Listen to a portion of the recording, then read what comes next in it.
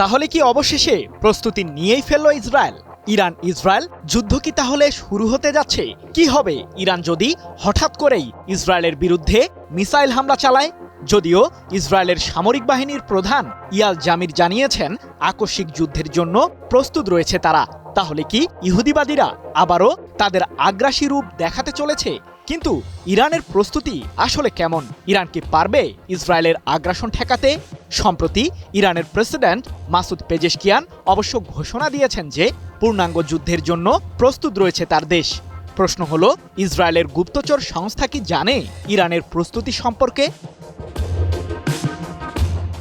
ইরানের সরকার বিরোধী আন্দোলনকে ঘিরে ফায়দা নেওয়ার সুযোগ তৈরি করেছিল যুক্তরাষ্ট্র ও ইসরায়েল। মধ্যপ্রাচ্যের মার্কিন সামরিক ঘাঁটিগুলোতে যুদ্ধের প্রস্তুতি সহ অঞ্চলটিতে বিমানবাহী রণতরী পর্যন্ত নিয়ে আসার নির্দেশ দেন যুক্তরাষ্ট্রের প্রেসিডেন্ট ডোনাল্ড ট্রাম্প। কিন্তু শেষ মুহূর্তে সবকিছুই যেন ভেস্তে গেল। ইসরায়েলের প্রধানমন্ত্রী বেনিয়ামিন নেতানিয়াহু এক প্রকার ভয় থেকেই প্রেসিডেন্ট ট্রাম্পকে জানালেন এই মুহূর্তে ইরানের বিরুদ্ধে যুদ্ধের জন্য প্রস্তুত নয় ইহুদিবাদী দেশটি। কিন্তু কি ঘটেছিল সেদিন? চলতি বছরের শুরু থেকেই ইরানের বিরুদ্ধে সামরিক হামলার পরিকল্পনা করছিল যুক্তরাষ্ট্র। কিন্তু ইরানের জোরদার সামরিক প্রস্তুতির তথ্য পেয়েই ভয়ে বুক ধরফর করে উঠে নেতানিয়াহুর। সেই সাথে ইসরায়েলের প্রধানমন্ত্রী মার্কিন প্রেসিডেন্ট ট্রাম্পকে জানান যে বর্তমানে ইসরায়েলের প্রতিরক্ষা ব্যবস্থা অত্যন্ত নাজুক অবস্থায় রয়েছে। ফলে ইরানের পাল্টা হামলা প্রতিরোধ করা ইসরায়েলের পক্ষে কঠিন হয়ে পড়বে। যার কারণেই মূলত ইরানের বিরুদ্ধে সামরিক হামলার সিদ্ধান্ত থেকে ট্রাম্পকে সরে আসার অনুরোধ করেন নেতানিয়াহু। 16 জানুয়ারি ইসরায়েলের সংবাদ মাধ্যম টাইমস অব ইসরায়েলের এক প্রতিবেদনে এমন তথ্যই উঠে এসেছে।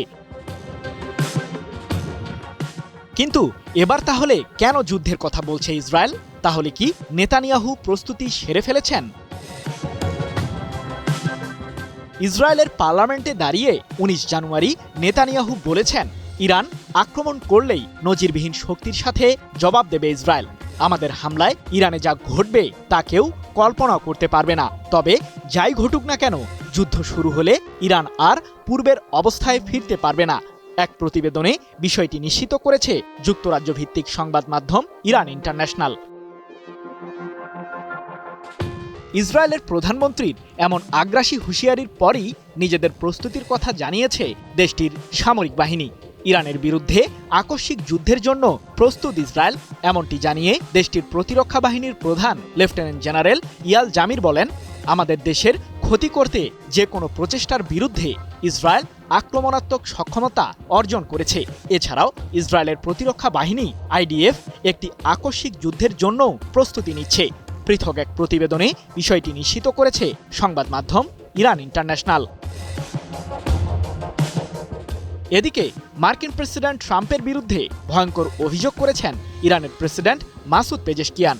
যুক্তরাষ্ট্রের শাসক ইরানের সর্বোচ্চ ধর্মীয় নেতা আয়াতুল্লাহ আলী খামেনিকে হত্যার ষড়যন্ত্র করছে, এমনটি জানিয়ে মাসুদ পেজেশকিয়ান সম্প্রতি বলেছেন, আমাদের দেশের মহান নেতার উপর আক্রমণ অর্থ ইরানি জাতির সাথে পূর্ণাঙ্গ যুদ্ধের সমতুল্য।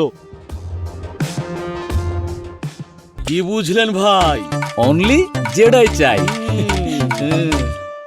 তবে এ বিষয়টি সত্যি যে ইসরায়েলের নতুন হামলার সময় হাত গুটিয়ে বসে থাকবে না ইরান, যার প্রমাণ গত বছরের জুনে 12 দিনের যুদ্ধের সময়ই দিয়েছিল তেহরান।